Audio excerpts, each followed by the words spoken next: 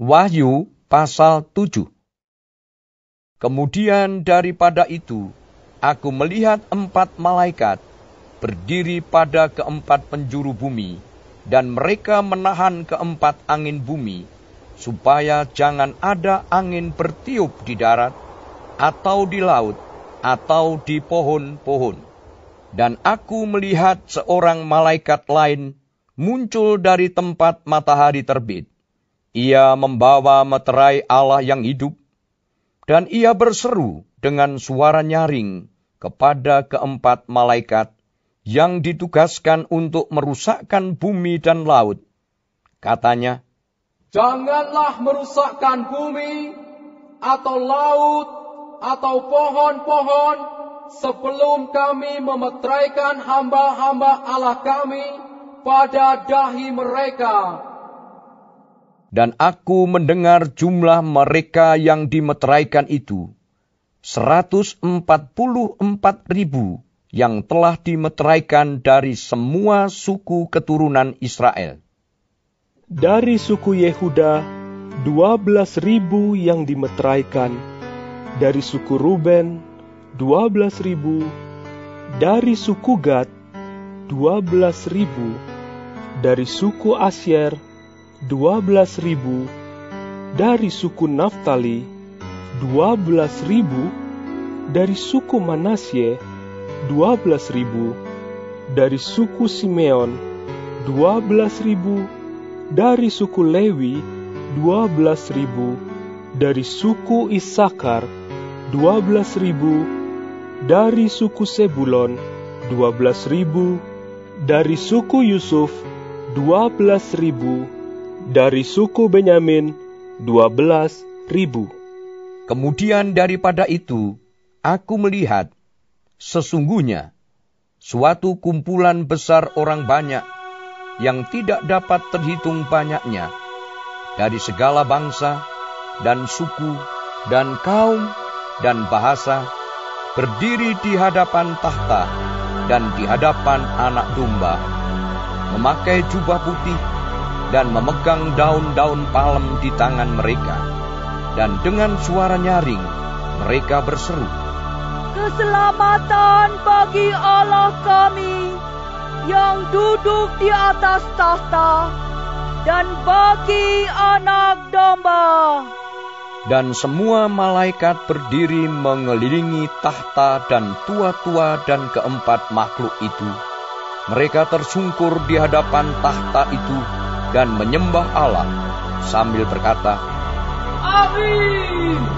Puji-pujian dan kemuliaan dan hikmat dan syukur dan hormat dan kekuasaan dan kekuatan bagi Allah kita sampai selama-lamanya. Amin." Dan seorang dari antara tua-tua itu berkata kepadaku, "Siapakah mereka yang memakai jubah putih itu? Dan dari manakah mereka datang?" Maka kataku kepadanya, "Tuanku, Tuan mengetahuinya." Lalu ia berkata kepadaku, "Mereka ini adalah orang-orang yang keluar dari kesusahan yang besar, dan mereka telah mencuci jubah mereka dan membuatnya putih di dalam darah Anak Domba. Karena itu, mereka berdiri di hadapan tahta Allah dan melayani Dia siang malam di bait sucinya. Dan Ia yang duduk di atas tahta itu akan membentangkan kemahnya di atas mereka. Mereka tidak akan menderita lapar dan dahaga lagi, dan matahari atau panas terik tidak akan menimpa mereka lagi.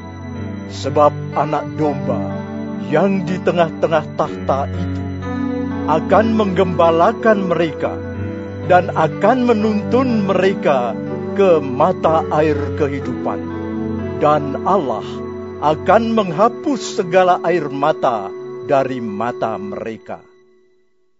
Wahyu pasal 8.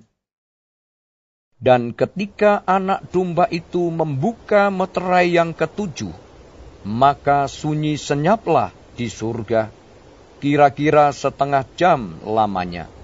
Lalu aku melihat ketujuh malaikat yang berdiri di hadapan Allah, dan kepada mereka diberikan 7 sangkakala. Maka datanglah seorang malaikat lain, dan ia pergi berdiri dekat mezbah dengan sebuah pedupaan emas, dan kepadanya diberikan banyak kemenyan untuk dipersembahkannya, bersama-sama dengan doa semua orang kudus di atas mezbah emas di hadapan tahta itu. Maka naiklah asap kemenyan bersama-sama dengan doa orang-orang kudus itu dari tangan malaikat itu ke hadapan Allah. Lalu malaikat itu mengambil pedupaan itu, mengisinya dengan api dari mezbah, dan melemparkannya ke bumi.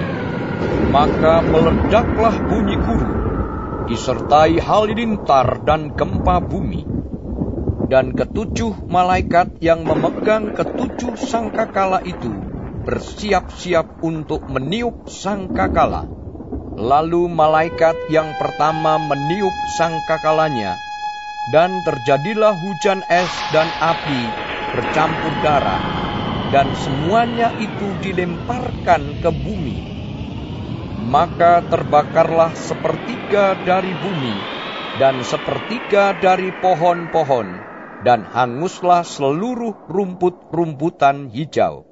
Lalu malaikat yang kedua meniup sangkakalanya, dan ada sesuatu seperti gunung besar yang menyala-nyala oleh api dilemparkan ke dalam laut. Dan 1/3 dari laut itu menjadi darah, dan matilah 1/3 dari segala makhluk yang bernyawa di dalam laut, dan binasalah 1/3 dari semua kapal. Lalu malaikat yang ketiga meniup sangkakalanya, dan jatuhlah dari langit sebuah bintang besar, menyala-nyala seperti obor. Dan ia menimpa 1/3 dari sungai-sungai dan mata-mata air. Nama bintang itu ialah Absintus. Dan 1/3 dari semua air menjadi absintus, dan banyak orang mati karena air itu, sebab sudah menjadi pahit. Lalu malaikat yang keempat meniup sangkakalanya, dan terpukullah 1/3 dari matahari, dan 1/3 dari bulan, dan 1/3 dari bintang-bintang, sehingga 1/3 daripadanya menjadi gelap, dan 1/3 dari siang hari tidak terang, dan demikian juga malam hari. Lalu aku melihat, aku mendengar seekor burung nasar terbang di tengah langit, dan berkata dengan suara nyaring, "Celaka! Celaka! Celakalah mereka yang diam di atas bumi, oleh karena bunyi sangkakala ketiga malaikat lain yang masih akan meniup sangkakalanya." Wahyu pasal 9. Lalu malaikat yang kelima meniup sangkakalanya, dan aku melihat sebuah bintang yang jatuh dari langit ke atas bumi, dan kepadanya diberikan anak kunci lubang jurang maut. Maka dibukanyalah pintu lubang jurang maut itu. Lalu naiklah asap dari lubang itu bagaikan asap tanur besar, dan matahari dan angkasa menjadi gelap oleh asap lubang itu.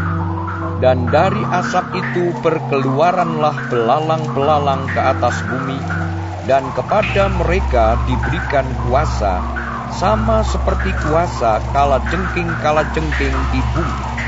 Dan kepada mereka dipesankan, supaya mereka jangan merusakkan rumput-rumput di bumi, atau tumbuh-tumbuhan, ataupun pohon-pohon, melainkan hanya manusia yang tidak memakai meterai Allah di dahinya. Dan mereka diperkenankan bukan untuk membunuh manusia, melainkan hanya untuk menyiksa mereka 5 bulan lamanya, dan siksaan itu seperti siksaan kalajengking apabila ia menyengat manusia. Dan pada masa itu orang-orang akan mencari maut, tetapi mereka tidak akan menemukannya, dan mereka akan ingin mati, tetapi maut lari dari mereka. Dan rupa belalang-belalang itu sama seperti kuda yang disiapkan untuk peperangan, dan di atas kepala mereka ada sesuatu yang menyerupai mahkota emas, dan muka mereka sama seperti muka manusia, dan rambut mereka sama seperti rambut perempuan, dan gigi mereka sama seperti gigi singa, dan dada mereka sama seperti batu sirah, dan bunyi sayap mereka bagaikan bunyi kereta-kereta yang ditarik banyak kuda yang sedang lari ke medan peperangan. Dan ekor mereka sama seperti kalajengking, dan ada sengatnya, dan di dalam ekor mereka itu terdapat kuasa mereka untuk menyakiti manusia 5 bulan lamanya. Dan raja yang memerintah mereka ialah malaikat jurang maut. Namanya dalam bahasa Ibrani ialah Abaddon, dan dalam bahasa Yunani ialah Apollyon. Celaka yang pertama sudah lewat. Sekarang akan menyusul 2 celaka lagi. Lalu malaikat yang keenam meniup sangkakalanya, dan aku mendengar suatu suara keluar dari keempat tanduk mezbah emas yang di hadapan Allah, dan berkata kepada malaikat yang keenam yang memegang sangkakala itu, "Lepaskanlah keempat malaikat yang terikat dekat sungai besar Efrat itu." Maka dilepaskanlah keempat malaikat yang telah disiapkan bagi jam dan hari, bulan dan tahun untuk membunuh 1/3 dari umat manusia. Dan jumlah tentara itu ialah 20.000 laksa pasukan berkuda. Aku mendengar jumlah mereka.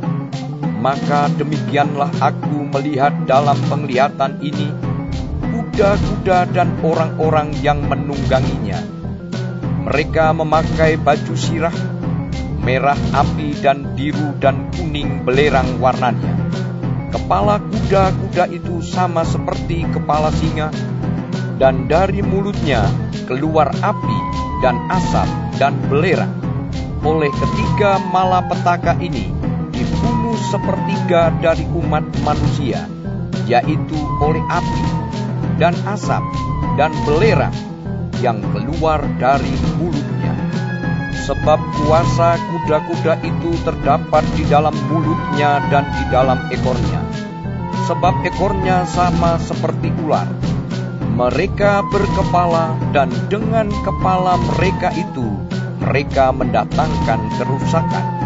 Tetapi manusia lain yang tidak mati oleh malapetaka itu tidak juga bertobat dari perbuatan tangan mereka.